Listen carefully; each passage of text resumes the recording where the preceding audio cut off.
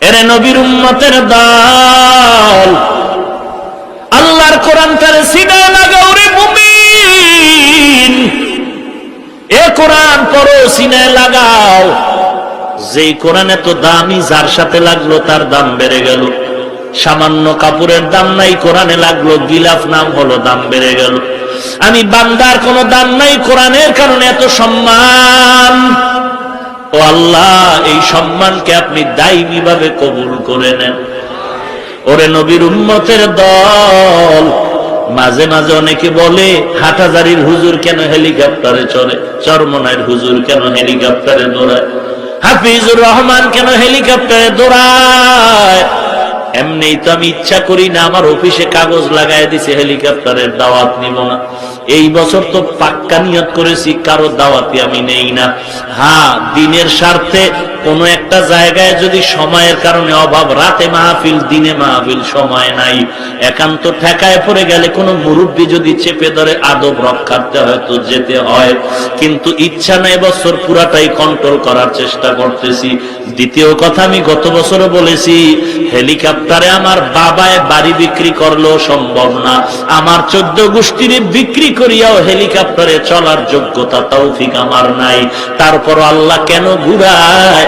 হাফিজুর রহমান রে ঘুরায় না, মাওলার কোরআনের সম্মানে ঘুরায়। এরে নবীর উম্মতের দল, আল্লাহর কোরআনের এটা সম্মান। কত মানুষ দৌড়াচ্ছে, মাঝে মাঝে বসে বসে চিন্তা করি, কত মানুষ বয়া বয়া চায় মানুষ আসুক, কিছু ধান্দা হবে, পায় না, পায় না। আর আল্লাহ এত শুকর যে আল্লাহ কোরআনের বরকতে নবীর আদর্শ এত নেয়ামত দান করলেন। এরে আল্লাহর গোলাম, যুবক চোখের পানি ছেড়ে এসে আজকে একটা যুবক জুমার মসজিদে দেখা করলো, নতুন নব মুসলিম মুসলমান হয়েছে। হুজুর, আমি কালেমা পড়েছি, আমি চূড়ান্ত জাহান্নামের আসামি ছিলাম, ওলামায়ে কেরামদের সোহবতে আসছি, বয়ান শোনার পর আমি মুসলমান হয়েছি, দোয়া করে নেন। এরে নবীর উম্মতের দল, ও যুবক, আপনার মতো যুবক তো স্কুল কলেজে পড়ে নামাজ বাদ দেয় না, অভাব নাই। আপনার মতো যুবক চাকরি করে হারাম খায় না, অভাব নাই। আপনি কেন পারেন না? ও পর্দার আড়ালের মা, আমিও তো মায়ের সন্তান। বরফের আব্দুল কাদের জিলানীর মাও মা, শাহজালালের মাও মা, আপনিও একজন সন্তানের মা। তাদের মা কেমন ছিলেন? খাজা মঈনুদ্দিন চিশতির হাতে 90,000 90 লক্ষ কম বেশি বেঈমানেরা কালেমা পড়ে মুসলমান হয়েছে। খাজা মঈনুদ্দিনের মা দেখে বলে, রে মঈনুদ্দিন, আমি মা তোর জন্য কত ত্যাগ স্বীকার করেছি। তুই দুনিয়াতে আসার পর আমি তোর মুখে একটা ফোঁটা দুধও বিনা অজুতে দেই নাই। আর তোমাকে আল্লাহ সন্তান দিয়েছে, এই সন্তান নিয়ে তুমি বেপরদায় চলো, টেলিভিশনের নাচ গান দেখো। স্বামী যদি বাধা দেয়, স্বামীর সাথে তর্কে জড়ায় যাও।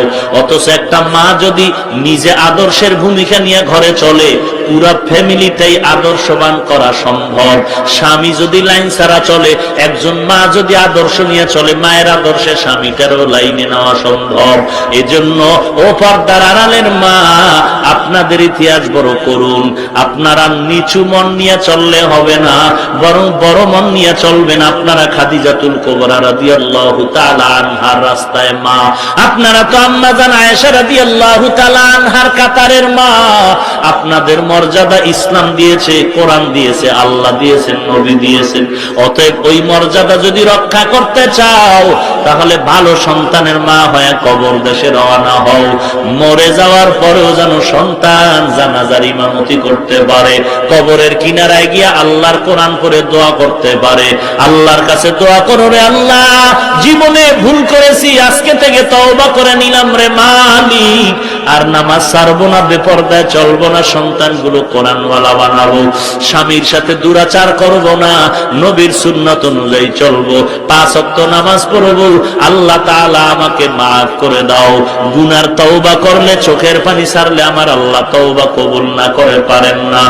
কারণ গুনাহ নিয়ে কবরে গেলে 2 পার্শ্বের কবরের মাটির চাপ, জাহান্নামের আগুন 1 সেকেন্ড সহ্য করার শক্তি নাই।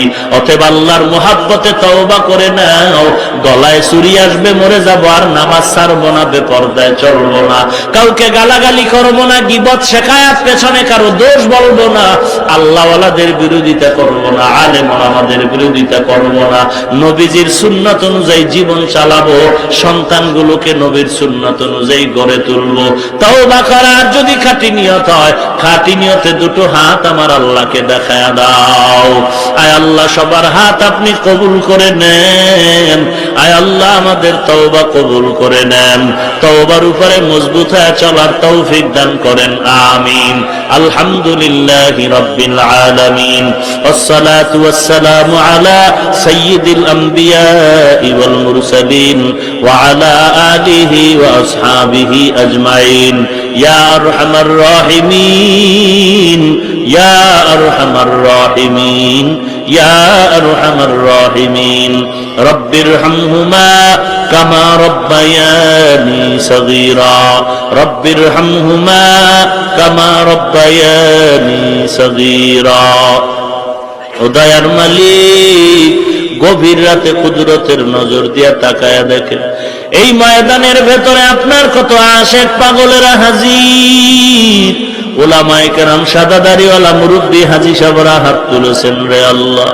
আয় আল্লাহ, কত যুবক, কত শ্রমিক, কত চাকুরিজীবী, কত ব্যবসায়ী, কত ছাত্র ভাইরা হাত তুলেছে।